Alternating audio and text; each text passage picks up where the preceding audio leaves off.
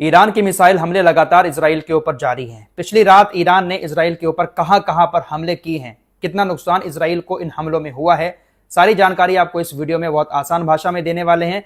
साथ ही साथ यूएई के अंदर भी कुछ सेंटर्स को निशाना बनाया गया है। इसके अलावा इस जंग से जुड़ी कुछ और भी बड़ी खबरें हैं। सारी खबरों को आखिर तक आराम से देखिएगा। सबसे पहले शुरुआत इजराइल से कर लेते हैं। इजरायली मीडिया ने बताया कि इजराइल का एक एरिया है अल नकाब एरिया।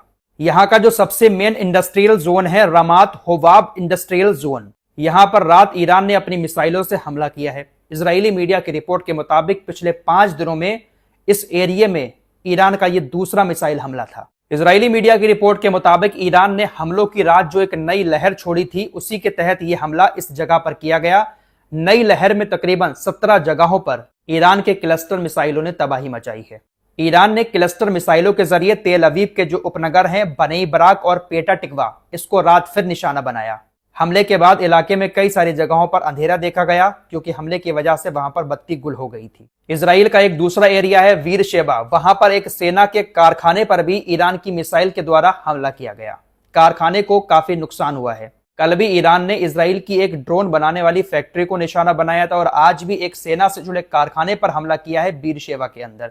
यहां पर भी नुकसान की बहुत ज्यादा खबरें सामने आई हैं। इजरायली चैनल 12 और इजरायली मीडिया वाईनेट की रिपोर्ट के मुताबिक ईरान के मिसाइल हमले में सेंट्रल इजराइल को निशाना बनाया गया, जिसमें रोश हाइन के एक अपार्टमेंट में आग लग गई और पेटा टिकवा और तेल अवीव की सड़कों पर नुकसान पहुंचा। ईरान ने इजराइल के ऊपर हमले की जो लहर छोड़ी थी, उसमें इजराइल को कहां पर कितना नुकसान हुआ है, ये सारा नुकसान मैंने आपको जो बताया है ये इजरायली मीडिया के हवाले से बताया है।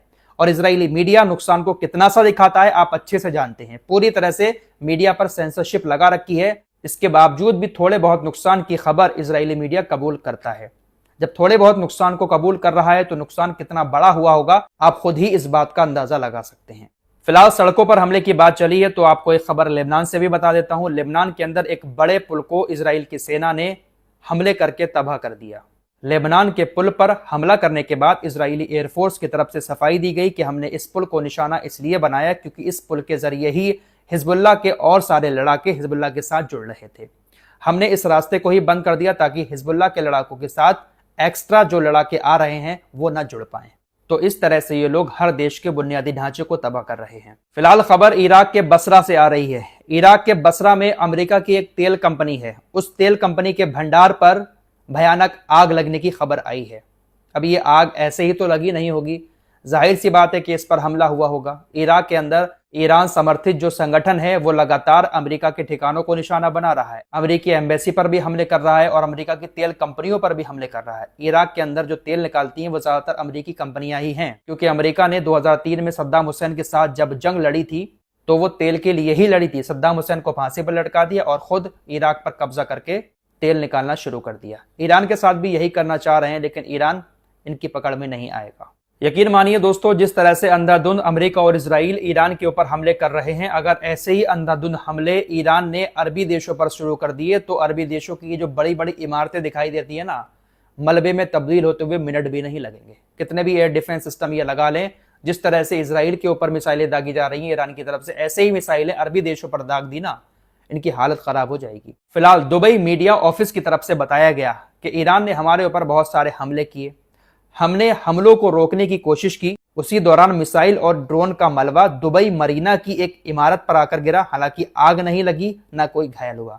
ये वो इलाका है दोस्तों जहां पर दुनिया के बड़े बड़े अमीर ज़ादे रहते हैं। दुबई का सबसे पॉश एरिया माना जाता है। कैसी बिल्डिंगें बनी हुई हैं।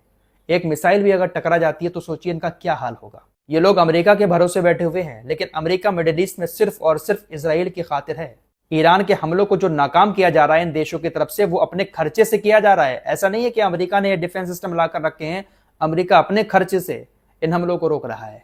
बर्बादी इन्हीं अरबी देशों की हो रही है। इसके अलावा एक और हमले की खबर दुबई के अधिकारियों की तरफ से दी गई है। दुबई के अधिकारियों ने बताया कि हमारे ऊपर हमला हो रहा था, लेकिन हमने हमले को नाकाम कर दिया। मिसाइल और ड्रोन का मलबा अमीरात के इंटरनेट सिटी में मौजूद ओरेकल बिल्डिंग के आगे वाले भाग पर गिरा। हालांकि इस मलबे के गिरने से कोई घायल नहीं हुआ, लेकिन नुकसान जरूर हुआ है।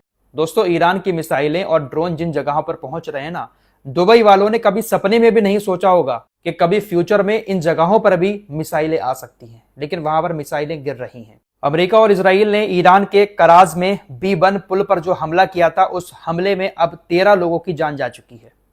कुछ लोग घायल हो गए थे, हॉस्पिटल में एडमिट कराया गया था, कुछ बच्चे भी हैं। इस हमले में 13 लोग मारे जा चुके हैं। अमेरिका इजराइल बुनियादी ढांचे को तबाह कर रहे हैं।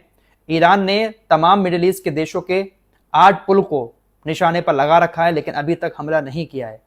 अगर एक आध पुल पर और हमला कर दिया जाता है अमेरिका इजराइल की तरफ से, तो शायद ईरान पलटवार करते हुए अरबी देशों के पुलों को निशाना बनाना शुरू कर देगा। ईरान शायद अरबी देशों के पुल पर हमला इसलिए नहीं कर रहा है क्योंकि पुल के टूटने से जो आम जनता है इन अरबी देशों की, उसको भी बहुत बड़ी दिक्कत आ जाएगी। इसलिए ईरान शायद पुल पर हमला नहीं कर रहा है। सिर्फ सरकार के लिए या अमेरिका के लिए पुल नहीं है।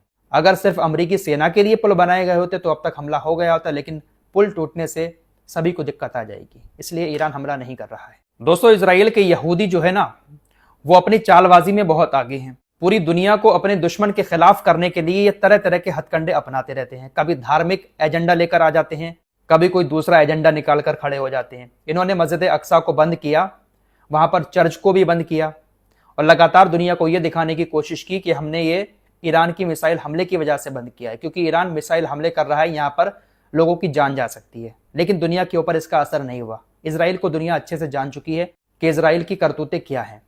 फिलहाल यूके के अंदर इजराइल के जो एम्बेसी है उसकी तरफ से एक पोस्ट किया गया, एक तस्वीर शेयर की गई जिसमें लंदन को दिखाया गया है और इस तस्वीर में लंदन के आसमान में मिसाइल जैसी रोशनी दिखाई दे रही है। जैसी मिडिल ईस्ट में इस वक्त रोशनी दिखाई दे रही है ना, ऐसी रोशनी इस तस्वीर में दिखाने की कोशिश की है। AI से बनी हुई तस्वीर है।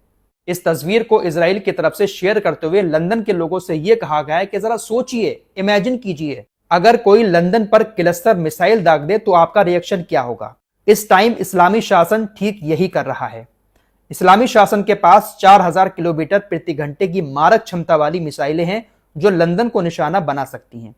वो इस टाइम तेल अवीव, दुबई, अबू धाबी और पूरे क्षेत्र में ऐसा कर रहा है। इन लोगों की चालाकियां देख रहे हो, ये किस तरह से भड़काने की कोशिश कर रहे हैं लंदन की जनता को, ताकि लंदन की जनता भी डरे, अपनी सरकार के ऊपर प्रेशर डाले और फिर ब्रिटेन की सरकार भी खुलकर ईरान से लड़ने मिडिल ईस्ट में पहुंच जाए। तो इसी तरीके से ये लोगों को डराते हैं। अपने दुश्मन के खिलाफ लोगों को करने के लिए तरह तरह के एजेंडे इनकी तरफ से चलाए जाते हैं, लेकिन दुनिया अब इनके झांसे में नहीं आ रही है।